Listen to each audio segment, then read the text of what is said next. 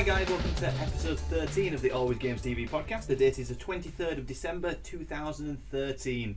I'm joined by Tom Simpson. Hello. In body but not maybe in spirit. And Luke Gocher. Hello there. And Karl Jones. Hey, how you doing? So it's 2 hours away from Christmas Eve. Have we all fully shopped up and got our Christmas shopping done? I hope so. Which I ain't forgot anyone. Should you go, oh, shit, and run out of the room? I forgot somebody. Well, yeah, I think I'm pretty much done. I think I probably am. Like, I will probably tomorrow night. I'll be like, oh, crap, I've forgotten someone. But so how are we all doing? We're all alright? Yep. Yeah, much better. We're just waiting for the food to arrive now. Yeah. Yeah. But yeah, so I'm getting tired actually. It's 10 o'clock at night, so we're all a little bit flagged after the rush running towards Christmas, and everybody's run down a little bit. But Karl, you've now finished. Yep. Woohoo! I'm done. I'm free. Don't rub it in too much. What have you got planned for tomorrow? Yeah, it's getting ready for Christmas. Really, it's around with the family, so. Mm-hmm. Getting everything ready, table out, all that kind of usual crap. All the different sized chairs out. Yeah. What you were meant to say was you had a full day of gaming ready. No, sorry. Yeah, I've got to get the cue cards ready. Like, sorry. Roger is amazing. That's the next one. I don't think I'm going to actually get away with turning the game console on at all tomorrow. Stop swearing on this podcast. My mother may just kill me. So pretty much the cleaning. Getting the table out. The tables, wow. Yeah. See, we're good this year. We're not actually having anyone around this year. We usually have somebody around, and at least maybe if it's just one person or two people. But this year we're not having anybody, so we're all nice and chilled out in the Knowles family. We're kind of chilled out. I think we're up to the grand total of about 9. Wow. Oh, no. So two of which are wheelchair bound or virtually. So it's things like widening the aisles in the house and that kind of thing, so we can get the wheelchair through. Yeah. There's all the things you don't think about till you try and fit a wheelchair through the door. I think, I forgot to take this door off. Signs on to way through the window, we'll be fine. But, Tom, well, you're working with me tomorrow. We've still got another day of work. Yay. But have you, is anything actually you got planned over Christmas for gaming, and anything you want to get through or do, or is anything you're just going to take it how it comes? I'm having a gaming night tomorrow. Oh yeah? I'm going with my mates going around, have some beers. What are you going to be on? I don't know. We'll play a bit of COD, maybe. How are you finding Call of Duty? It's alright. My mate's addicted to it, but I'm sort of. It's alright. You said you wanted to get for Assassin's Creed, didn't you, over Christmas? One of my mates got me it, Yeah. So. That'd be sweet. That's good. You like Highly his recommended. Yeah. Highly recommended. It's awesome. very, very. I never saw it on the PlayStation 3. I have to admit, but you've seen it on the PlayStation 3, and then they upgraded it up to PlayStation 4. PS3 right? was good. PS4 is, something else. It's awesome. So what sort of like upgrades do you see from that? It's little graphical tweaks. Mm-hmm. There's things that you wouldn't know were missing from the PS3 version, but you see it on the PS4 and go, oh, actually. So what things have you seen? Like, 'cause obviously me, I've come in straight from the PlayStation 4, and it does look good, but then I don't think I appreciate it as much. Yeah, one of the ones that was hardest for me to get used to was Gunsmoke. Mm-hmm. Don't think about it. You just you're firing 20 odd cannons off the port side. You can't see shit off that port side now. You try and line up your next shot. It's somewhere about the boat fire. was over that wave somewhere. yeah. Get a telescope out. You're like, ah. There's a boat somewhere to your left, but where it is. Someone get the fan out. Get rid of that smoke. Someone like me, you see, I play it, and I'm like, I just don't. I like it, and I think it looks really good. But I don't think I appreciate the graphical difference from the jump from PS3 up to PS4 because I haven't seen. Yeah, PS3 with that particular instance, PS3 fired a full volley. There's absolutely clear blue skies, not a problem. Fire another volley off, you can still see perfectly. Yeah. There's little things like that. Things like crashing your ship through a wave. The wave comes up over the front of the ship. Hits all your crew. Your crew actually sort of look at you a little bit pissed off. Cheers, Gonna- boss. gonna- Thanks for gonna the do shower. wonders. Thanks for the shower. And then things like the water just sluicing off the deck, and just little things like that that little details. you didn't notice it was missing from the PS3 until you've seen it on PS4 and go, actually, clever. That's a little bit. I guess it's almost like the medium settings of the PC version up Yeah, to yeah. knocking it up to the higher sort of settings. Yeah. And stuff like I find it really interesting. Like, that. Sorry, Luke, I haven't really spoken to you. That's How are alright. you, Luke? Are you ready for Christmas? Well, I was just going to comment on Karl's because it's an observation that I've actually just had an epiphany on that. When anyone gets a new game, the first thing they notice is not, oh, the gameplay's great. They look at, oh, wow, you can see. Like, we looked at Killzone and we're looking at moss on a rock saying, wow, this has got real attention to detail. Like anyone gives a gunfire's shit. going off behind us. But like Karl's there, he's mentioned smoke, water, and I don't know how the You water pissed runs off off the crew. ports. And Yeah. their facial reactions. He's not said like, there's this bit in that scene which is fantastic and they've done this, that, and the other. It is like you said, it's the little the tweaks. subtle Yeah. details. The but gameplay they've is really sort of stepped and then put in a lot more intelligence. And I wonder if that's like consumers that have bought these games for. They're taking more detail. They're noticing everything in games now, and then it's almost like you've gone from watching it in standard definition to watching it in high definition. It's that level of quality that you're noticing now. And then maybe the designers are stepping up that and thinking, everything. It's not just rush. they're paying attention to the little details. What I'm excited about this present moment is like, because I remember looking back when the PS3 launched, and you're looking at the Call of Duty 3 and how poor it was, and you take that up to like say The Last of Us. Like near the end of it's not the end of the PS3's life, but it's approaching the sunset of the console. Transitioning to PS4, and you look at the comparison between the two, and they're vastly different games in quality. And we're looking at the Assassin's Creed now, and we're going, that looks pretty sweet. Imagine 5 years down the line on what we can expect and how the coding and production of these games will get better and better and better just for a one generation console. It'll be such an arc of quality. It'll be brilliant. I'm looking forward to it, I've got to admit. And so we're thinking that now, and there didn't be as much of a jump from the PS3 to the PS4 than what we noticed from the PS2 to PS3. No, that was a big jump. That was a big jump. That was like looking out of a dirty window and then suddenly having your window cleaned. Yeah, it really was. They can do that now. But I think that's one thing I'm looking forward to the end of the PlayStation 4. I wonder if that transition though, PS2 to PS3 was it met nicely with the introduction of like HD TVs, and that stepped up. Blu-ray So it wasn't just a console that was stepping up; it was the industry. Whereas now, it's hard. Was coming into it. PS4 can't really utilise the 3D stuff through the TVs. I don't think so. It is very much I don't think it even does it actually. So it's like HD. It's already hit it. So it's like fine tweaking. Like we noticed the speed of loading games and stuff. It's like that processing side where they're really like the other little bits of quality which have been pulled and tweaked as time being. But I guess the next big TV which will be coming out will be the 4K TVs, which actually playing. I went to Berlin, as you guys know, a few days ago. Just to slip that in there. And they went to, I guess it's like our version of Curry's over there, and it's called Saturn. And it was a 6-story building full of technology, and literally it was huge. It was massive. They had tablets in boxes, and they were just all thrown into box pallets. They were just selling them that fast. They were just throwing them in like, oh, there you go. And you could just, they weren't like how we have them with all that one on display, and you ask and they'll go get it for you. They were literally box pallets and box pallets. You just helped yourself and grabbed a tablet. And there was, I think there was about 3 or 4 4K TVs, and you were looking at about between 15 grand to 35,000, something like that. There was a lot of money, but you just looked at it and you were just like, wow. Like, you know, we thought, you know, quality now is good. It's like looking through a window at a horizon, but then putting really strong glasses on, because obviously when you look at a horizon, depending on how light your eyes are, you hear what you can see. But no, I've got something that's really, like say the 1080 now is already here, whereas the 4K is still a long way away for it to become sort of standard. So that'll be the next step up. We'll probably be interested to see how PS4 adapts and tries to utilise that when it actually becomes mainstream, affordable for everyone to use. How PS4 sort of go, right, how can we get on board with that and sync it again to like how they probably did with the HD TVs.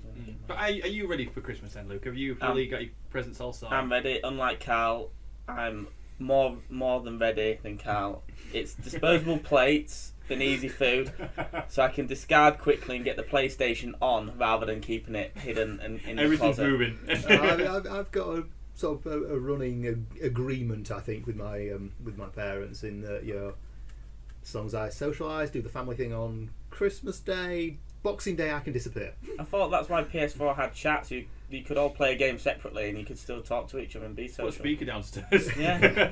Headsets are great. It would do me. You know, Christmas dinner, thank you. Get a Vita and just play it underneath the table. Yeah, Remote play. I've got that. No. Christmas Day for us is, you know, the TV doesn't go on. Wow. It's that. Oh, It's back to the 70s. It's 60s, back to basics. Yeah, all the board That's games what come I love out. about, let's say, my parents actually around Christmas time. My mum has always been into films and everything like that, so she's actually said to me, "So what should we watch on Christmas Day?" And I was like, "Yes!" Rub my hands together, like, right then, I'll get some Blu-rays out. And that's one thing. My parents are, they are pretty cool with the film, so we just like chill out. We stuff our face full of food, and then we drink tons of alcohol, and we sit in front of the TV and just watch whatever movie. And then I usually fall asleep because I never see into the film because I'm that drunk. But yeah, that's pretty much what my Christmas days consist of. Nice. And then you're gonna be ill. And I'll be ill Boxing Day. Eventually wake up about mid-afternoon, and then the PS4 gets turned Well, on. that's nothing new. I can't handle my alcohol, shut up. But no, I'm pretty much set for Christmas, I think. I'll just, yeah.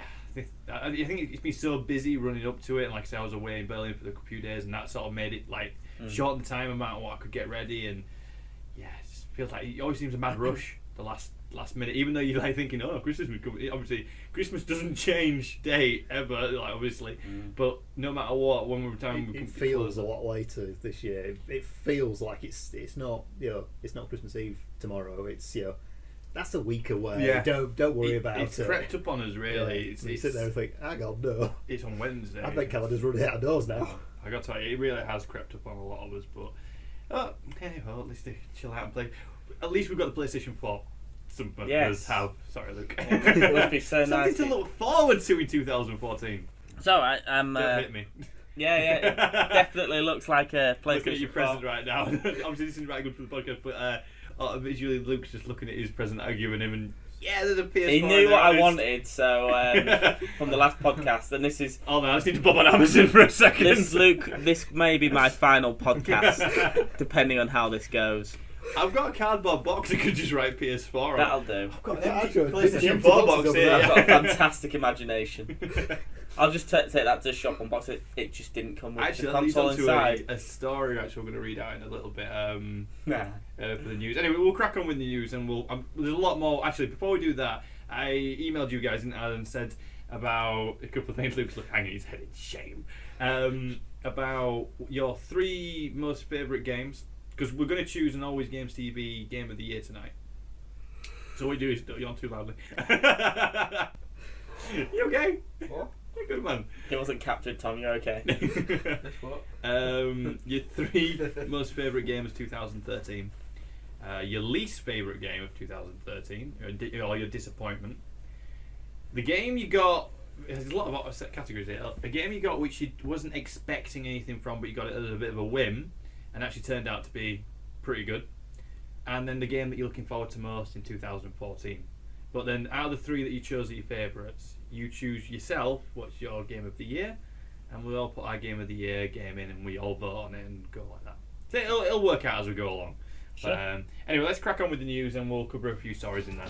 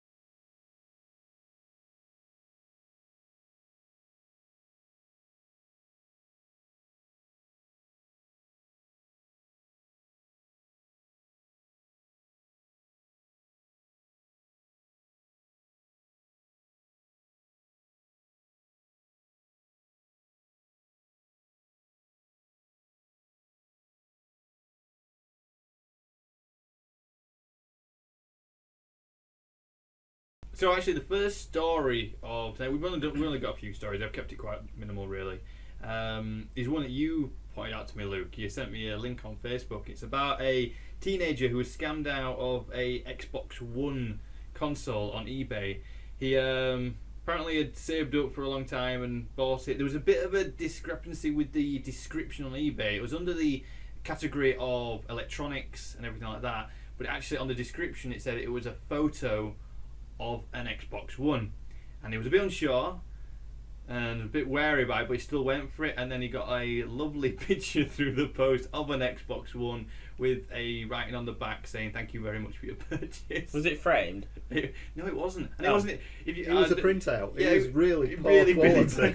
print quality. It looked like a laser printer maybe, but with like Yeah, ink maybe. to go along. It wasn't even a good printout.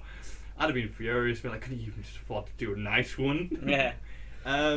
But yeah, and he went up onto the Facebook and obviously tweeted about it and saying that he'd been scammed and everything like that. But this 19-year-old student, I think a student, teenager at least anyway, from Nottingham, I won't say his name and everything like that. Everybody probably knows it anyway on the internet.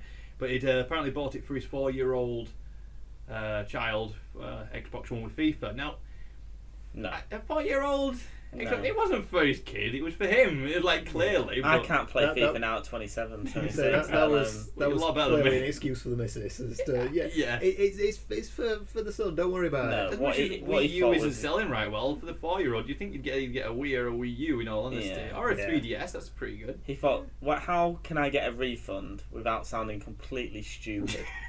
So I'll just blame the kid and say, yes, I bought it. And he Googled what came with Xbox and he said FIFA. Yeah, you got to tell me you wouldn't buy it for your 4-year-old. Well, he'd already made the first mistake, and that was buying an Xbox One. Correct. Boom! Got that in. Not that I'm slightly biased at all. Not in the any way. slightest. Not like you've had to return your PlayStation already, is it, Roger? We'll get to it. I sure didn't mention that in the beginning. I'll get to that in a. Oh, right, okay. So, you're- just didn't want to miss that off the agenda. And you're a git. So. Now it's now been cut. Edit. So anyway, so as it went on, obviously he bought it for his child for Christmas, and he got scammed, and he got a picture, and he said he did actually was wary, and he felt stupid about it, as you would. But you won't put it up on Facebook, though, would you? Unless you really wanted a refund. But anyway, good news is, he actually did get a refund. eBay, luckily through PayPal, I believe that you're insured in that sort of aspect, and That's any right. discrepancies and everything like that. So he got all his money back. And to make it all very nice, the exchange shop in UK, CEX, has actually given him an Xbox One. Oh. So it all ends very nicely. There's a did picture of him quite looking nicely. quite happy and cheerful. You can sort of see the shop owner being a bit like, a picture of him handing it across. So next up on the stories is actually about Telltale Games, which I think has become one of my most favourite companies of 2013 or 2012, well, these last couple of years, with the release of The Walking Dead Season 1, which I know you played, Luke, haven't you? Yes. You and your girlfriend have played it. And Thoroughly enjoyed it. Yeah. Well, actually, I haven't completed the first season. I'm now power playing through all the episodes and getting through it, because obviously I'm going to review the second season of The Walking Dead, which has just been released this last week. I feel like you need to say power playing. Power playing. And yeah, to be honest, well, the first season was absolutely fantastic, and I haven't even got to the end of the first season, and it makes the TV series of Walking Dead look quite bland and slow and quite boring. And for something to do that to a really good TV show, it's got to be really well written. And Yeah, I mean, I think when you're doing anything like animation, you can always push the realms of, like, you can just be so creative and you can do anything with it, can't you? You're not restricted by gravity or anything. well, no, I guess not. And But, like the style of it as well. But like with a TV series as well, they're sort of like they're really money making rinsing it now, aren't they? Well, I think I said with the Walking Dead game as well. The art style of it is very comic looking, and it's I think it's obviously they'll be able to maybe create these sort of games quite not easily, but rather than being photorealistic, that's where the time comes into it, making sure all the facial movements are perfect. Whereas with this being an animation form, it's not as detailed. Yeah, So you I can like the probably comic turn book out. style of it. I do. I think it doesn't, because like we were on about earlier about the Assassin's Creed, we were like focusing on the fine details of things, and actually you're not doing that. You're enjoying the artwork and everything like that. You look past but- that. Yeah, you tend to find that when they take an art style. It's, Yeah. You're looking at the you actual- sort of step back and you're looking at the content rather than That the story, the minute gameplay, details. exactly. Doesn't that puddle look pretty? hmm Yeah, it's a puddle. That's nice. Moving on. Yeah, because it literally on that it would on the art side it would be blue. Wouldn't even get, yeah, you Represent wouldn't get water. puddle. But obviously, carrying on with the story is that Telltale have actually signed on for a new franchise, which will be the Game of Thrones, which obviously in the last 5 years that's really built up to being a huge franchise Even with the last TV year series. is Well, yeah, it's still massive building now. and more. Admittedly, I haven't seen the TV series of Game of Thrones. I just haven't got round to it. But by everybody who reads the books, have you read the books, Carl? Read the Game of Thrones. I'm getting to the rest of them. Yeah, Yes. yeah. Because obviously, I don't know how many books there are in They're- the series. Is he still writing them now, or? I think I've got 5, but book 3's split into 2. Right. So Wow. I think I've only probably got 4 of them. But the whole of that franchise has Well, yes. literally just snowballed out of Oh, control. they're decent sized door wedges per book.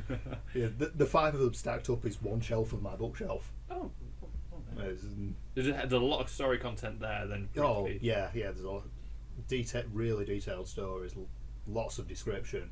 As you can see, why the TV series is taking as long as it is to tell the to be able story. to get through all the content of which it shows. Yeah.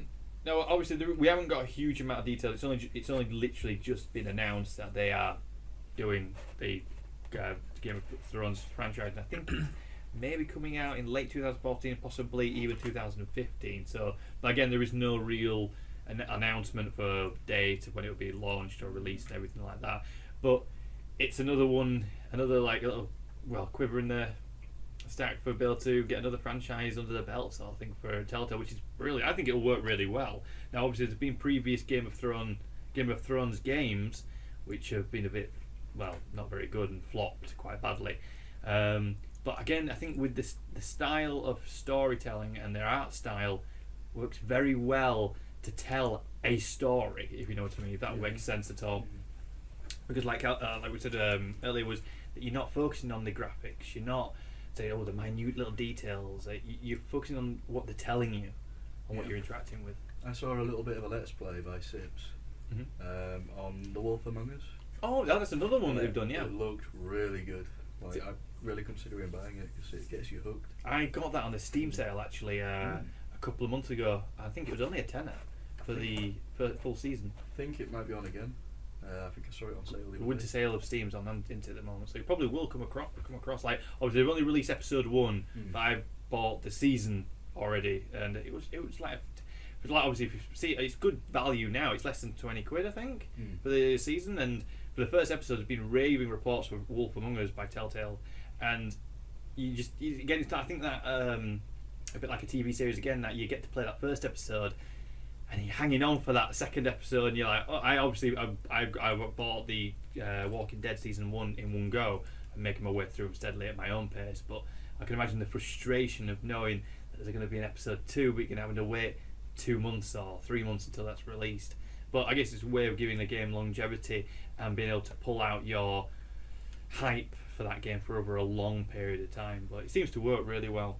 But also, not only that have they got Game of Thrones, but it's also just been announced that they've also got the Borderlands franchise as well, which is made by 2K. Is that right? Mm-hmm. Tom, yeah. Yeah, You got that. yeah. You guys, I think you guys have played it more than I have actually. Borderlands. Yeah, Gearbox Software and 2K. Yes. You should do a Star Wars one. They should. Oh, don't get me. I could go on for about an hour ranting about how Telltale that's do not it, enough. please. But obviously, apparently this came about between Telltale and 2K was that something to do with they were having drinks at an event, and one company had one table and Telltale had another table next to each other, and after a few drinks and them starting to get more and more drunk, they just literally came up with this idea that they would do Borderlands but in a Telltale style, and that's how it came about. And yay for alcohol. Fantastic. Obviously the art style of Borderlands does suit the art style So of it's Telltale. very similar to Telltale's art Very, style. very similar. Yeah. Obviously, it's going to be a very different sort of style of game, whereas Borderlands 2, well, 1 and 2 is first-person shooter. Brilliant though, because the Borderlands, it did have story, but I didn't find it that immersive. Whereas this, I think, is going to be It could be a nice little background to it. Obviously, we don't know the full details. It's but- going to be a good change, I think. I think Yeah, it really I would. think Wonder where it's Definitely the set. better. Well, if the two companies work coincide, they could almost work towards doing a Borderlands 3, like by 2K, and then the in-between game could be the Telltale's game. And the idea of like sort of like a stepping stone into the next game, so the two companies working side by side. So it's quite nice to see actually two companies do that, really work quite, cooperatively. Is that right? Yeah. Yeah. But like the last time I saw that was when it was Street Fighter versus Tekken. Yeah. Tekken Yeah. versus Street Fighter. Now, they haven't really released one. Is it Street Fighter Street versus Fighter Tekken? versus Tekken. Yeah. Yeah. But it hasn't The gone the other way Tekken, around the yet. Tekken team need to release their version. 'cause- Yeah. That's the only time I've seen two real companies sort of come together and be, Mhm. especially rivals as well. But no, I think it's great for Telltale. I'm a big fan of theirs now, and I'm just looking forward to cracking on with the rest of season 1, doing the 400 days DLC, and then moving straight on to season 2 of The Walking Dead. But it's nice to see that a small company which have slowly built up have now obviously holding enough power within the gaming industry to be able to approach other companies which own their own franchise and they'll say, can we do a version of our sort of style with your game? And it's just nice to see it, I think, really. And I think if other companies make note, then I think it's going to help a lot. Right, guys, moving on to the third story. It's actually about DICE and Battlefield 4. There's been a few issues on the PlayStation 4 version of the game, and the developers have been trying to locate, a root of a lot of the problems. Basically, while the PlayStation 4 it's been crashing as far as I know with a code error CE348780. Basically, what they're asking is if you do see this error code come up and it does crash, is to send in a ticket just to help them find these issues, basically. And they've admitted, they said there is a problem and they're having a lot of issues with it. And Yeah. yeah, sorry, I'm reading my notes there. I'm like, but yeah, they were quoted saying, "You can help us by identifying these individual issues by providing a few details in the crash report. We read all of them. For example, what game mode you were playing on, what map that crashed. Doing this will help us a lot to reproduce the issues and investigate the fixes for them in upcoming patches." So basically, they've been having a lot of issues and a large scale amount of crashes. Now, I've been playing a little bit on the PlayStation 4, and I haven't seen any issues sort of occur. Have you had any problems on the PC, Tom? Yeah, I've had it since launch on the PC, and there was so many bugs and crashes and problems with it. But after about a month, they ironed it all out, and there's still the odd bug, but it's a lot more stable. So It makes me wonder if they've been focusing on the PC section of it and ironing those out, and then maybe some of the problems were still filtering through onto the PlayStation 4. Because they run on the same architecture, they'll be able to use some of the bug solving. Mm-hmm. But obviously, with it being a console, there's certain things that'll change, and there'll be new bugs. And I think that's the Tweaking problem. issues. Mm. But yeah, so they've made a bit of a call out to people playing the game, saying, listen, don't just ignore when it says, do you want to put up a ticket? Put up a ticket and make sure you put what you were doing, where it happened, and where the issue occurred. But we're probably going to find this a lot with the PlayStation 4 and Xbox One happening, because obviously being new console, new system, things might not work exactly the same, and so they're probably going to have a few more crashes on a lot of other games. But anyway, at least they're being honest about it, and they're not saying, "Oh, there's no problem," honest. Is this for Xbox as well then, or is it? As far as I know, it's just for the PlayStation. All And I've PC. seen on the news, I think it's just for the PlayStation 4. But at least they're being honest with it and saying, listen, we're going to try and fix it, but you need to help us with the development of it. Which at least you're honest with it. I guess the only thing is, I just still think it's a little bit expensive for the premium pack, which is about 60 odd quid. 40 quid. 40 quid now. I got that on PC as well. Yeah. How much do you spend for Battlefield 4 on the PC, Tom? It was about 95 quid. I was like, what? Wow. Oh. Wow. I think they should reimburse some people for the faults that they've been having. It should be a case of maybe just slowly knocking up the price once they know it's at a point of You know what's funny? I haven't even been playing it that much. I'm only like level 50. a lot of money to pay out for a game. The first expansion came out, hasn't it? Did you get will you get all the expansions 2 weeks early as well? Yeah. 2 weeks early? And you get them all included into your game that you bought? Well, that's not too bad, I guess. You don't have to pay any more money for them. 40 quid is all the expansions along with bonus content and stuff. That's not too bad, I guess. Anyway, let's crack on with the rest of this next section doesn't even have a category. I guess it's the games we want to talk about in 2013 category. Yeah. So, right, we're going to go around the room and we're going to start off with our 3 most favourite games of 2013. Basically, we'll have the number 3, number 2, and number 1. And your number 1 will be your game of the year, if possible. If you can't think of 3 games that really go into it, don't worry about it. Just try and think of 3 if you can. And then number 1 being your main game. It looks like he's looking at me throughout all of that then. I'll get to you last. Like you're going first. Yeah, I'll go for I'm happy to You're happy to fire it out. Yeah. Okay. Right, so definitely number 1 has to be The Last of Us. That is top drawer, recommended to anyone. Fantastic. Number 2 would be, well, I don't know if that Walking Dead game it was released when it was. I think that was a That's 2012, I think, yeah. So, what else have you been playing this year? Because you actually do a lot of gaming with your girlfriend, is that right? yeah. Yeah. So it's all 2-player stuff. Mhm. I'd probably go. I'm gonna go. Number 2 would be the Resident Evil, but I don't know when that was released. Resident Evil 6. Yeah. Which obviously got a lot of mixed reviews when it was released. Yeah. I think that might have been the back end of last year as well, actually, in truth, I think. Am I wrong there? Might have been. But let's I'm go going with with that. it. Let's go with that, yeah. I like You the played fact it it's this year. co-op. Yeah, and I think that's a market that's if you can go on co-op, but not having to go online. Same room co-op is somewhat Yeah. overlooked at the minute. Mm. Which is, people are moving to the online platform, so you don't have to leave your console and you can all play as a huge group. But for just 2 people wanting, you tend to find you go into like old school games, or there's nothing current. You think, yeah, Oh, bless that's you, Golden Axe, you will forever be in my heart. yeah. I honestly find it difficult. Like when I'm purchasing games, I take in mind that me and Emma both want to play it. Mhm. It's difficult to find. Like you say, when you're in a relationship and you're both into gaming, you are going to be hunting down those games which are co-op, and they'll be the ones that stand out to you more. Even if, like, for example, for the rest of like the gamers in like the world probably say, well, it wasn't an amazing game, but they were playing it single player or online.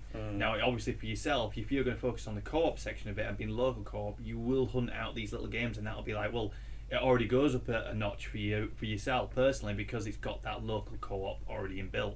Yeah. Yeah. But okay, one of the games that I think was last year was Hunted.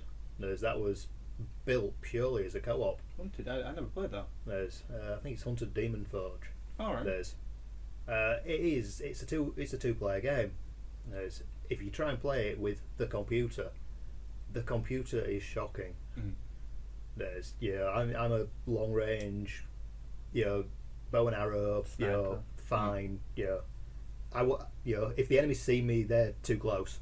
Mm. And you're almost rely on that real person to be able to take the run. Your other companion in that game is a barbarian. He's a short, he's The tank. Yeah, he is your traditional tank. Here's a big shield, here's a big sword, off you go. Mm-hmm.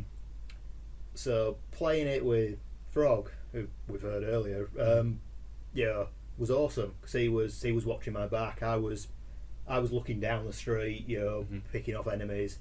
He was watching my back, making sure people didn't sneak up on me, things like that. Whereas, playing it with the computer was just going for a merry walk because by the time the computer realised what was going on, I'd already killed everyone. Yeah. And you lose that element without that second person. I guess it's like I say, But it's a very niche market. A game that's like say like if you're in a relationship or you've got your friends rounds, things like that. If you've got that local co-op, it does naturally knock it up a level for you if you use that element of that game. Where, like Resident Evil 6, it got a little bit of it got a rough press really because admittedly it wasn't an amazing game, but if you are looking for a local co-op game, it's a go-to game. Yeah, it really is. And you've got that fact that the two of you are going to play off each other. There's outside of the game, so there's things like top left, top left, bottom right. You're talking, aren't you? You're talking constantly. Banter, the Yes, jokes, taking the mick out of each other, which seems to happen a lot when makes we're all the playing game co-op. better, as it were. Yeah, well, it gives. I think it actually adds an element of the gameplay and quality to a game that the developers aren't putting in. It's just as a mechanic there that you can use, and if you use it, it makes the game better. Yeah, naturally, obviously. Sorry, so Karl and Luke. So you were going to go with number 1 was The Last of Us. Us. Number 2, Resident Evil 6. Can you think of it? I'd probably go with Call of Duty with the final one. It's a bit mainstream, but Well, no, I like it. Again, I think the naturally I play a lot of Call of Duty, mainly down to the co-op again, the local play. It's like I said, I had an issue with my PlayStation 4, which I still haven't really spoken about on the podcast. But my PlayStation 4 Painful broke. memories. The disc drive went, and there were yourself, Luke was around, and there was Frog here, and in the end, what did we do? We turned on the PlayStation 3 and we shoved in Call of Duty Black Ops 2 and Zombie Mode, and yeah, I think, and we played that all night, and because of the local co-op aspect of it, that filled that little void where you're having your friends around, stuff like that, and having a game away. But yeah, so Call of Duty number 3, and number 2. I forgot already. Resident Evil 6, and at number 1 for your game of the year, The Last of Us. Yeah. Okay, Tom. Crisis 3, number 3. Mm-hmm. It looked incredible. It was one of the most graphically impressive, and still is, on the PC. I can run it pretty much at max settings, barring the anti-aliasing and the SSAO. Mm-hmm. If you put those up, then you're sort of crawling and my computer dies. Oh, it goes. It turns itself off. Yeah, but no, it's really good. The story was alright, but yeah. Number 2 was Metro Last Light. Again, another very graphically oriented, a very good-looking game. Well, the graphics were quite good. Yeah, a lot of people didn't. It was a mixed reviews, wasn't it? I've only played a very small aspect. I've got it. I got it free with my graphics card actually, but I only played about 10 minutes of it, and I thought it looked gorgeous. Like it looked a really nice game. Played Metro 2033 back on Xbox, and I love that. So it's like a follow-on, and I really enjoy it. It's really good. Based on a novel as well, I believe. 2033. They did make a novel, yeah. And then number 1 is Splinter Cell Blacklist. Again, another game I've not played the single player, but the multiplayer. There's a couple of videos up on the AlwayzGamezTV channel, which there's 2v1 spy versus mercs, and that was good fun. It's funny how when I finally started getting the grip of it and getting good, you didn't upload any of them. There was a problem with the recording. The audio went all funny, and it was that was the sound of you screaming. There's nothing wrong with the audio. Yeah, I got to admit, it was one of the sort of games where initially playing 2v1, it was much easier. But once everybody started to learn and got used to playing the game, you needed it to be equal teams. Otherwise, whoever's not who's on, obviously I didn't have somebody with them, it naturally becomes much harder. But a very, very good game. What's the single player like? Is it the single player story? Good story. Yeah, it is a good story. Really cool. And then what was the worst game I chose? Oh, we'll get to that. We'll get around to that set category. That's different. Okay. Go on, Carl. Number 3. Number 3. Probably have to be Witcher 2. I'm not sure if it was beginning of this year, back end of last. But yeah, Witcher 2 probably would be number 3. Yeah, good. It's one of those games I keep sort of restarting. The Witcher's quite a intense or hardcore universe, as it were. Yes, it's very. In fact, they're almost who develops it again? Sorry, I'm totally. CD Projekt Red. They're almost becoming the next BioWare when it comes to the RPG style. Really intense, very well researched. All the sort of the monsters and things. You can go look it up as to what it is. Wiki some of these weird and wonderful creatures that are coming at you, and you sit there and think, actually, yeah, that does fit with the lore, as it were. Things like a hellebore. I can recognise a hellebore at work because of Witcher 1. It's just that now the quality and what is a detail. hellebore? It's a plant. Oh, right, okay. It's a plant, but it's used to brew potions in Witcher 1. Yeah, it looks like a hellebore. I can recognise it at work now as, oh, that's a hellebore. I did that with Skyrim. I started recognising certain plants. I got a plant mod, and it was I did a load of different things. And I was like, "What? Oh, it's lavender." Like going off and there's so and so. There's that over there, and you start obviously at work we work around a lot of plants and stuff like that. And we spotted them. Just like, you do see me go, oh yeah, that's like you say a hellebore or along those lines. Like, that's clematis over there. It's amazing how games do teach you these things. Yeah, Witcher 2, they've stepped a little bit away from that. That's a Witcher 1 idea. they've tried to just mainstream it a little, make it a little more free flowing. It's good. The humour is brilliant. It's quite dark, but brilliant. It's it's probably been very adult content. Oh yes, very adult content Yeah, due to a lot of there's scenes that are in it. Yes, yeah. There's no question as to whether that's got 18. Yeah. Yes, it has an 18 with a good reason. Well, Luke, you haven't played The Witchers, but there's No. quite a lot of sexual content within the Witcher Oh. franchise. It's Oh, one, yeah. it's one of its sort of Quirks. I was going to say perks, but yeah, we'll go with quirks. But yeah, it's always been very sort of. It doesn't hide that side of it. No, it's this is an adult game. Yeah, the third That's one it done. Yeah, because when's the third one coming out? That's Next year, fingers next year. crossed. That coming out on PlayStation 4 as well. I think it is. Yes. Yeah. That'd be nice to see it come across actually. Yeah, I Really? haven't quite pre-ordered it yet because I'm hoping someone else Hold it might. up. Someone else might pre-order it because I think the release date's just before my birthday. So. It's like, we're wearing t-shirts. I want this game. Trying to be as subtle as possible. Yeah. Witcher hat. yeah. Oh dear. So that was your number That would 3. be my number 3. Number 2. I will probably go with Splinter Cell Blacklist. This. I enjoyed it. I played a lot more of the single player, Mhm. and I enjoyed it. Well thought out story. There's quite believable, scarily believable. Now, the at only points. thing that I did have a gripe about with Blacklist, which is just me personally, and it seems to be a habit in a lot of franchises at the present moment, is changing the main voice actors. Yeah. And it was something Ironside was the guy who played or something like that. I've forgotten. He was. Remember, he was in Total Recall film. There was the bad guy in Total Recall, or the original Total Recall. Michael Ironside? Could be, yeah, could be that. I Can't forget his name remember. But he had a very distinct, rough voice of like Sam Fisher, quite an old voice really. And then they've taken. He's no longer in doing the voice, and they've changed the voice actor, which is fine. The guy, like what I've heard of him, it's not bad.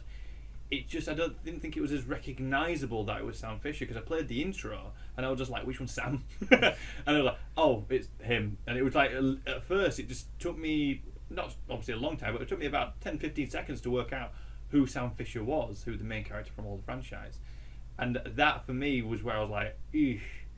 Maybe it's been nitpicky, but it's not been an issue for me. This is my first Splinter Cell, as it were. oh, right. So I've obviously come in with this new voice actor, so I know no different. But yeah, How did you find the voice actor? Did you find it was okay? Or? Yeah, it seemed to fit the character. Mhm. Fits the character well. There's not. What did you think, Tom, of the voice actor? Did you play a previous I've Splinter played Cells? pretty much most of them, yeah. Did you have an issue with the voice actor? I couldn't remember what he sounded like, to be honest. As a no, then. That memory's not too good. Yeah, no, he sounded fine. It was fine, yeah. I think because I actually had just played Conviction as well, literally. I think I was playing it at the time of the launch of Blacklist, so that's probably why, again, I was a bit... Yeah, if you noticed it quite a lot. What? Like, this doesn't sound quite right, but... So that was your number 2, That would be Blacklist. number 2. What would you be number 1? It would have to be Assassin's Creed. It'd have to be Black Flag. You I've do like your Assassin's I've probably Creed. put a lot of hours in, and yeah. Well, no, that's Yeah, very... big you played all the Assassin's previous Creed. ones, is that right? Yeah. Play the series right through now. Would you say this is the strongest one, or have the previous ones been more of your favourite? That's hard. The Assassin's content, as it were, isn't as good as previous Assassin's titles. The Out of Animus story, I haven't got into it far enough yet to really pick up what's going on as to how they've continued it from number 3. There's number 3's ending was quite final. Yeah. Now you sat there, it's like, hang on, what's going on? Yeah. In Animus, it's a continuation of. It's a little bizarre that you're playing number 3's. Granddad. Yeah, it's like a grandfather or something. Yeah, you're playing the granddad of the character in number 3, which is a little strange. Because usually they always move closer to present day. They always haven't move they? closer, whereas this one sort of stepped back again. Mm-hmm. And you think, okay, that's a little different. Mm-hmm. The assassin's bit is it's all right. It's all right. You use a lot of the skills you've learned in the other games. Mm-hmm. it's a mentality. It's a way of thinking, as it were. It's sort of looking at that building and going, yes, I can run up this section of this building, as opposed to running straight to the wall. Got that wrong. As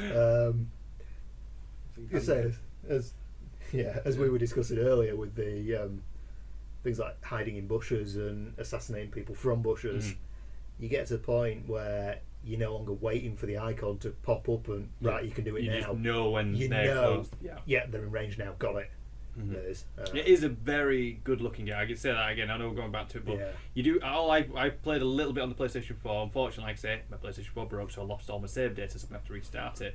But I remember, like, we're boarding a ship and I jumped for the rope and like swing from one ship to another, and all I was going Pirates of the Caribbean. I was just like, where's all the rum gone? It's like started fighting everyone. I must admit, if you don't watch it, you find yourself singing along to the sea shanties. It's some really, very sea shanties atmospheric. Is probably the best way to put it, especially with the sea combat and everything like that. And it is a very, very good game. As an Assassin's game, it's good. As a pirate simulator, it is awesome. The pirate simulation, as it were. Seems to be a very you could run a standalone just built on that engine. It seems very consistent. That's how a lot of people have said about it. Is that the pirates section is fantastic. The Assassins bit is a little bit. It's okay. It gets by, but it's same old. We've had 4 or 5 games of it now.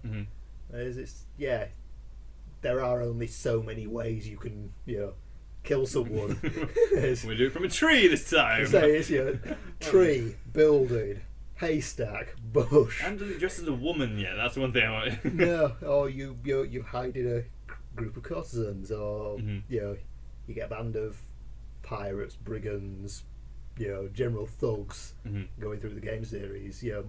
There are only so many ways you can do this. But that is the strongest aspect of the game, is the pirates. The open world part of it. You're based in the West Indies, Mediterranean.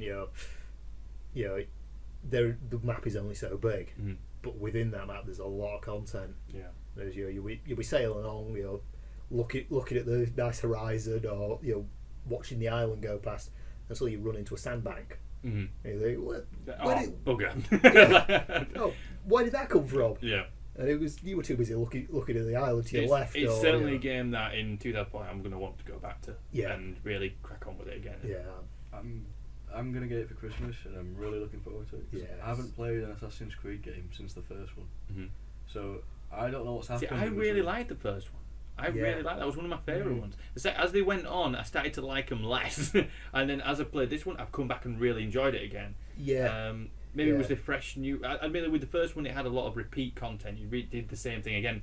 Assassinating. It was very much the same. You assassinated one person, you'd go do it again, and you'd go do it again. But admittedly, it was one of the first story games was quite heavy for PS3, should I say. The story was quite heavy for the number one. It was definitely giving you the background of the Brotherhood and the Templars. It's a step right away from that in the new one, and it's there, but it's an undercurrent. It's sort of there are assassins, there are Templars.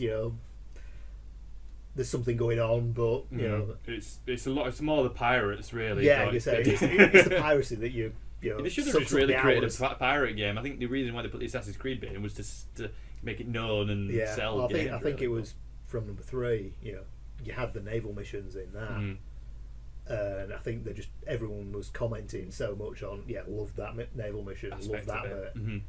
Want to see more of it. They've gone with it.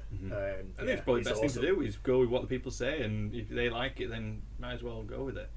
But so that's going to be your that's 2008, which is that's a fair choice. I give you that one on that one.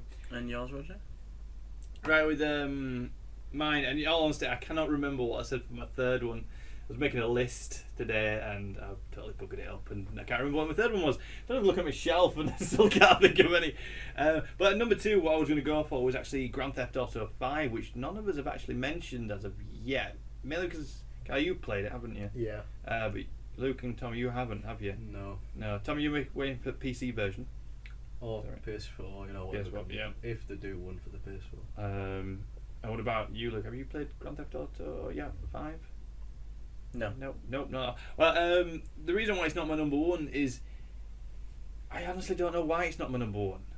I tried to sort of think about why I didn't actually think it's as good as it should be, and I can't come up with an excuse to why. It's really good. It is fantastic. The story's entertaining, fun, enjoyable. The characters are brilliant. It's very well written, very well voice acted. It looks good. It runs really well. The online initially when it launched was buggy as hell. It was going wrong, but over time it's been improved. It's worked much more stable. Go on, Tom. Is it because you enjoy your number one choice more? I was going to say, is it Possibly. genre of film, that genre of game that you just Possibly. prefer, but depending on what he says, number one. I don't think at any point this probably would have been my number one. Call it a draw. Yeah. No, this is definitely my number two.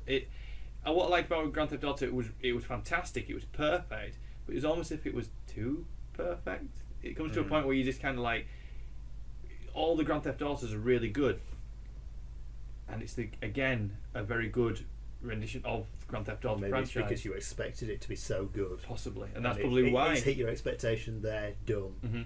That's nice. And it doesn't come in comparison to my first one, which was The Last of Us, and I think maybe because possibly it was one of its franchise, It's a Last bit of of a Us. niche, wasn't it? It was a niche. Yeah, I do love the zombie franchise anyway, but it was a different take on the zombie franchise. Yeah. It was the first 15 minutes of that game moves you, and it's scary, isn't it? And you get upset. It's and scary if you're not in tears by the end of that intro. You're not human. I felt a lump in the back of my throat, and I had it on. Yeah. I played it. I turned all the lights off. I put my surround sound on, and literally just sat there for about an hour and played it. And it is moving, and I would like. And you at least know within those first 15 minutes, you're like, I'm going to enjoy this game, and it just gets better It and grips you. better Yeah, it does. and better. And you got to tip your hat to Naughty Dog and say like that is. I love the Uncharted franchise, what Naughty Dog did, and to go from that and yet do another good hit, and it's like, but not actually sort of run it on from Uncharted. Just say not like Uncharted, The Last of Us or whatever, something like that. They didn't. They've created a whole new IP and gone with it, and they've written it really well. Because I was surprised because I obviously completed it before you hadn't even picked it up, Roger, and I was sort of, now as you can believe, I was raving about it, and it was frustrating, sort of like, Roger, you pick it up, like I said, first 15-20 minutes of playing it. Yeah, it's complete immersion. Yeah. And didn't I tell you about it, Carl? Didn't Yeah. I said to you, you've got to pick up this game? Yeah, complete immersion. You just, there's, I mean, one of the ones with me was, my dad banged on my door, to tell me tea was ready. Well, I was in the loft, I was completely focused in on, watching what was going on, looking out for the enemies, counting bullets. Well, that's the thing. It brings back to the old style of the survival horror that you've got to make sure. Should I shoot it? I shouldn't shoot it. It's back to Resi as to, Yeah. can I afford to shoot it? Because if I miss, I guess that probably I've got one bullet left, and that's going for me. a good yeah, well, yeah, Quite right. A good comparison actually. The original Resident Evils were very much. I remember playing the first Resident Evil when I was younger, probably a lot younger than I should have been playing it, and I was literally counting the amount of bullets I had, and knowing that okay, I played this bit before. I know I've got like 4 zombies, and it takes about 4 shots per zombie. Now if I deduct that, and I was literally calculating my chances of getting through this next section. With what I had, and knowing, well, no, I'm not going to make it through that. I'm going to have to go to this other side of the mansion to go get this one clip of bullets to be able to move on. And it sort of it didn't do that exact the same on The Last of Us, but it did a very similar feel to it. Exactly. Yeah. You always felt that you were just There's lacking. never quite enough Yeah. bullets to go through it as an FPS. Exactly, and it was kind of. If you went through it as a shooter, you were screwed. Yeah. Literally, and it wasn't just like the zombies, we would say. I'm doing the quotation, which was hopeless for audio, but it's not just the zombies. It was also the people who were alive in the game, the humans who were surviving. Yeah. They were just as scary and just as a problem. They were probably As worse because they were more unpredictable. Yeah, they could shoot back. With the zombies, it was it hasn't noticed me, it's going to keep walking, or it's noticed me, it's time for me to start doing something. Yeah. With humans, it was they've noticed me. Are they nice? Yeah. Are they going to play nice? Or you obviously see someone spots you, they suddenly run off to the left, and you're there going, what the? F is he going? You say, And then where a zombie will just run at you. Should I be running because he's running now? I'm going to go this way. But you can sort of predict really what faster the zombies, like I said, they're not really zombies, are they? Because they all do with the plant system and everything like that. And anyway, but we'll call them zombies. But it was, you could predict what they're doing, like with a lot of other zombie games, is what you knew what they were going to do. They spotted you, they ran in a particular way, they would attack you in a particular way. The AI was that good in The Last of Us that when you met a human, you had to sort of adapt. You had to wait for them to react to you first, and then you would react to their reaction of seeing you, which brings a whole new level of gaming and AI, I guess. Yeah. But yeah, I've got to admit, I think. But in all honesty, it wasn't just how it looked. It wasn't just how it played. It was actually how it was told, the story, and you actually really felt for all the characters within that. Even some of the minor characters you wanted to know about, and I'd like to see another game set in that sort of world. Yeah, I would happily play another one. Yeah, I would. Yeah, I would agree. If there was a number 4, that would be my number 4. Yeah, there's being a Witcher fan, that's what's tipped Witcher. No, that's fair enough. It was close. But yeah, so that's my game of the year would be The Last of Us. So we've got to make a decision now what we should make Always Games TV's game of the year. I'll jump in at once then. Well, I'm counting the votes. So Splinter Cell was in 2, wasn't it? So Splinter Cell, yours number 1. I think I was number 2. Number 2. Last of Us was at number 1, and Last of Us for you, Luke, and then Last of Us was at number 1 for me. So should we go do a 2-tiered thing? Go Last of Us at number 1, and we'll follow it up by Blacklist at number 2. Yeah, that would probably. What should we put at number 3? Crisis. Not biased, just like I don't think we need number 3. No, I think because we all got different other choices, haven't we? So so we'll go number 1. There's no 2 that appear in the set. Exactly, they're all mixed up, I guess. So number 1 we'll go for The Last of Us, and then number 2 closely followed by Splinter Cell Blacklist for 2013 Game of the Year. And we are actually moving on pretty quickly, so we'll move around now quite quickly, firing off other answers. This one, the next section is for worst game of 2013. We'll go the other way around. Karl, what's your worst game of 2013? Or disappointment. You played it and you were like, actually that wasn't as good as I hoped it to be. Can we move on if you want to, if anybody wants to? I'll probably go for again, was it this year or it's this year I've played it. Go for it, fire it up. If it's this year you played for it. Hunted Demon Forge. No, as a single player, it is utterly naff. It really is. You might as well send the computer away. It'd be more use at home making tea.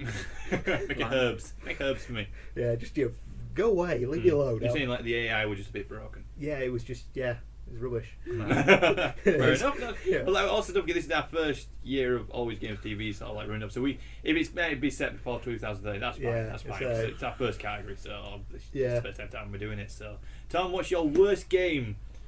I've got 3 of them. Holy crap! Do it. Rapid fire. X Rebirth. Because they ruined it. Lost Planet 3 because it was very samey. You know what I mean? Like to go through different areas, like the same areas again and stuff like that. And then what was it when I said? Killzone. Really? Shadowfall? Really? For the PlayStation 4? Graphics were amazing, but the story was really poor. Wow. I haven't really cracked on with that. That's a shame to hear, actually. I mean, it's alright, but it's not brilliant. It's, that's fair enough. If it doesn't appeal to you, you had high expectations, and I can see where you're coming from that one, Tom. I'm not that far into it myself, but I can see where you're coming from. You know what I mean? Like, if you played a good game, you get hooked and you don't put it down. Before that's it's 4 o'clock in the morning. Yeah, you can step away from Killzone quite easily. Yeah. So that's a shame to hear. Actually, same with Lost Planet 3. The visuals were incredible, but the story was alright, and it was too samey. And X Rebirth, I haven't actually got X Rebirth, but on the Steam score thing, was it Metacritic or something? It's got like 30, I think, out of 100. X3 Terran Conflict was amazing. Absolutely huge open world space thing. You can build empires, basically, build your own space stations, and it's first person. You can control your ships, make a fleet, and that. the next Rebirth, they made it a lot smaller and constricted. Try to reel everything in a little bit. Instead of being able to fly in different ships, you're stuck in one ship, Mm-hmm. and you can't swap ships. Right. But it That's does a look shame. quite good. Anyway, we better quickly move on. Luke. Well, actually, you've had 3 there, so I guess you can have as many on your list as you want now, Luke. So Well, we've spoken about this before, so my 2, I can't decide which one at the moment. It was Beyond Two Souls and The Walking Dead, based on a TV program. I'm going to go number... Sorry, The Walking Dead, it was the one where it was the 2-player co-op. Was it? That's right. Well, it's with... Survivors something or other? Yeah. Something like that. It wasn't the Telltale one. No. The non-Telltale one, the other one, yeah. And number 1, to be decisive, it's going to be Walking Dead. Solely because I am a massive fan of the TV series. So expectations were very, very high. Whereas Beyond Two Souls, I'd heard good things, but, you know, the jury were out on that until I actually picked it up and played it. And to be fair to it, I haven't finished it, so that's another reason, because I could critique it and then I could get to the end or get closer into the game more and more. Like, you could feel actually like you'd start be forcing yourself to play it. But I could enjoy it, the second part of it. Whereas Walking Dead, I went through it in 3 hours. I paid full whack for it. Every level is the same. It's really quick to complete. Every level takes all of 5 minutes if you're playing slow on it. Really, really poor. Really poor. That's a shame.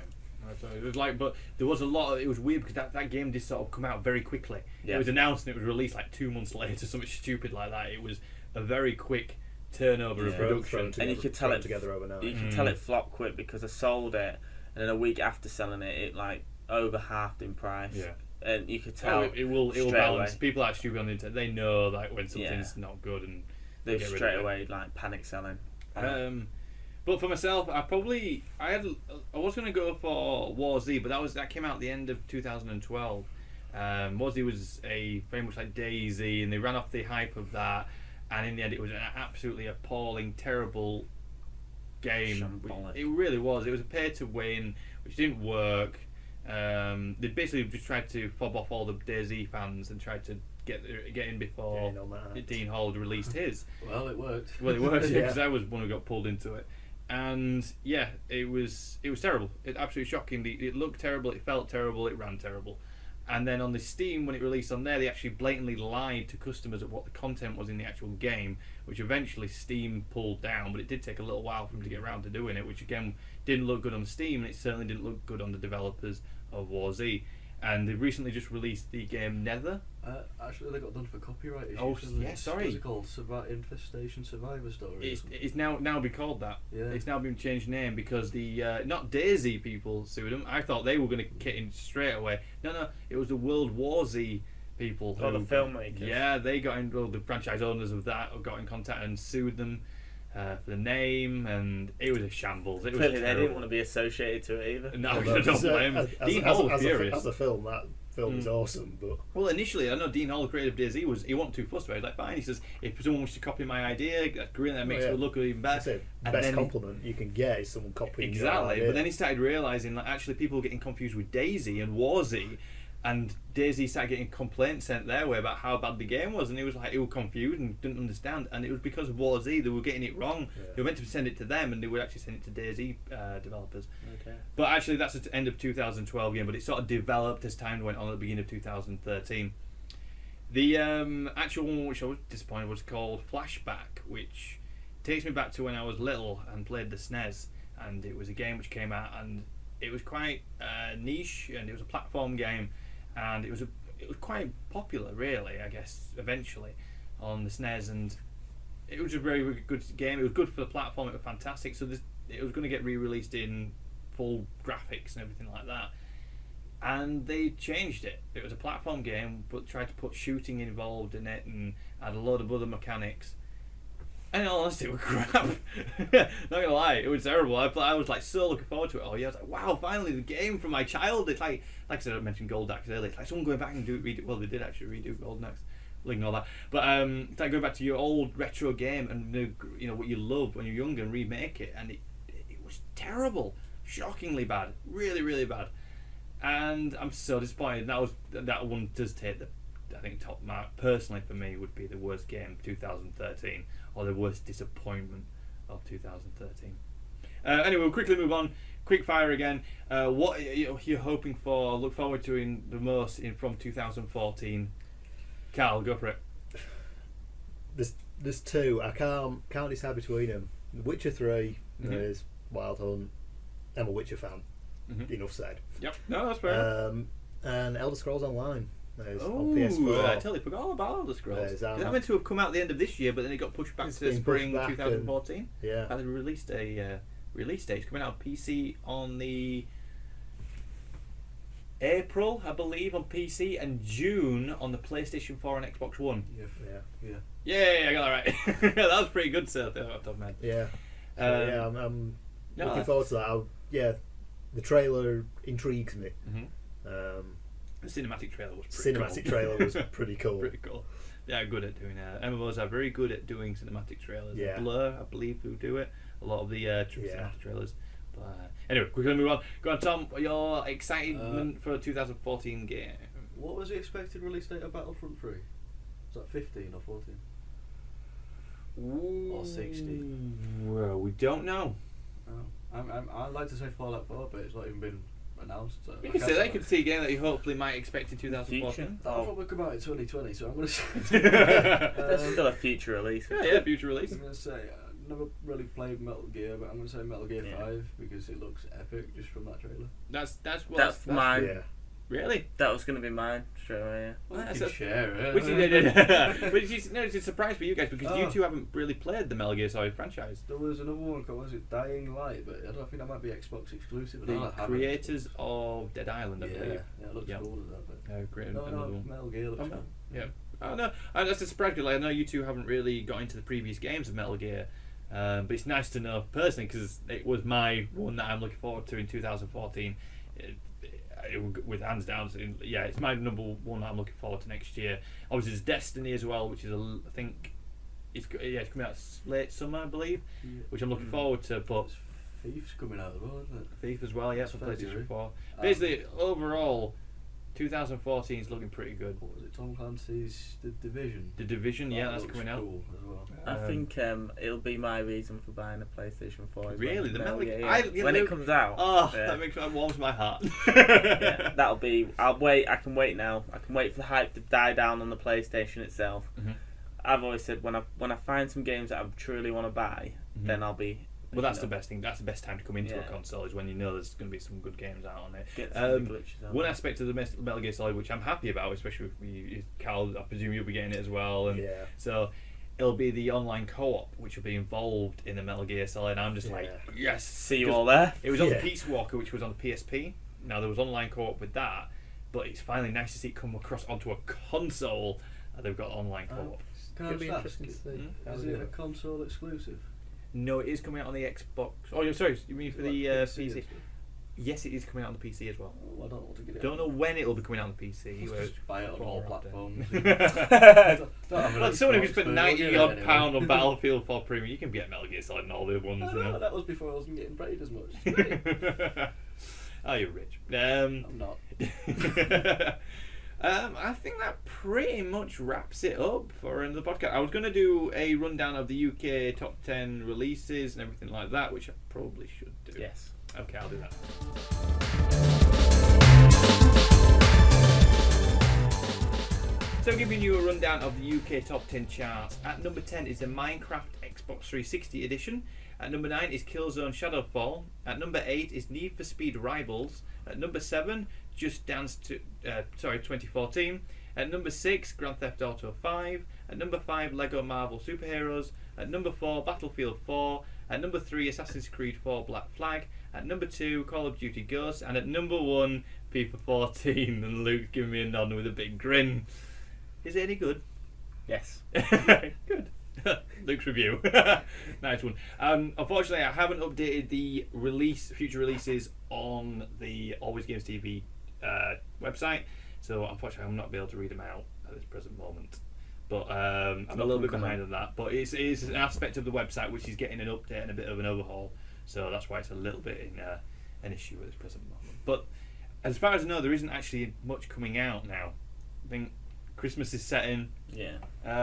It's going to be a spring release now. Yeah, I think it Spring, really is. summer. Yeah, I think the games which were delayed, such as Watch Dogs, which we're looking forward to early next year. We've got Destiny coming. Drive Club. What else have we got? We've got Metal Gear Solid, the actual prologue part of the game, which is going to be released in spring. Metal Gear Solid. Rumours that GTA 5 maybe be released on the PC early of next year. We've got Elder Scrolls Online being released at springtime. We've got Destiny late summer. I think that's probably some of the most major ones, I think, in all honesty. I think, to be honest, it won't be the summer coming up, but it'll be the summer after where we see some bigger titles. Yeah. More games like being announced. Well, hopefully by then this next gen consoles will be in full floor. I hope so. Should be some really good games. I think I coming out. will end up getting an Xbox, you know. Really? When it comes to a slimline one, yeah. That'll probably Maybe a couple of years away, but yeah, it'll be interesting. Yeah, I've got to admit, I probably will get a hold of an Xbox One eventually as well, but like you say, it'll be about 3-4 years down the line, I think. You know, I just can't afford it. Really can't afford it. But there's no appeal for it yet, though, is there? No. Not when you got a PlayStation. You flip the coin and you go for one or the other, yeah. and like I can't expect. There's very little Xbox One exclusive at the minute. Yeah. It's always the same with the PlayStation 4. The Yeah, exclusivity they're of all- games have really dropped No. now. It's all cross-platform. cross-console. And why would you? You wouldn't want an exclusive, really, would you? Well, I think, in all honesty, you just should all have the same games, and you just choose which one you want to go for. But I guess that kind of brings that sort of aspect of individuality between consoles. But Makes plus, your if life you didn't have a rival, things wouldn't get better. But No. It's like Yeah. in wartime, isn't it? Where more and more better weapons are getting produced. yeah, I guess probably A bit with games. Good analogy. yeah. But no, thank you very much, guys, for watching, listening. Luke, thank you very much for joining me. Thank you Once very again. much. It's been fantastic. Been emotional. 2013. Been I've emotional. really enjoyed Always Games TV. Look forward to 2014. Actually, that's one thing we never wrote. It's like one thing that was amazing of 2013 that Always Games TV was born. I was just created after. When's our reunion celebration of a year? It'll be the end of June. Right? The end of June. That'll be the 1 year anniversary of Always Games TV. So we've got another 6 months to go. So we're about the 6 month mark. Bit of gaming to do, so A little bit. I think it's. Well, I almost keep looking forward to what by the year anniversary of Always Games TV. What will we have seen since then to now in the next 6 months of what games have been released, what to expect, what big issues have occurred in gaming and stuff like that. But Tom, thank you very much for joining. You look very puzzled with your empty burger box. Try not to make noise and stuff. Okay. It doesn't matter now. And thank you very much for joining me, Cal. Yeah, pleasure. as Sorry, Tom. always. Right. Thanks very much. Thanks, yeah. Happy Christmas. Cal, thank you very much for joining me. Pleasure as always. And if you want to keep following Always Games TV, don't forget to check out our YouTube channel, which is Always Games TV, our website, which is alwaysgamestv.com.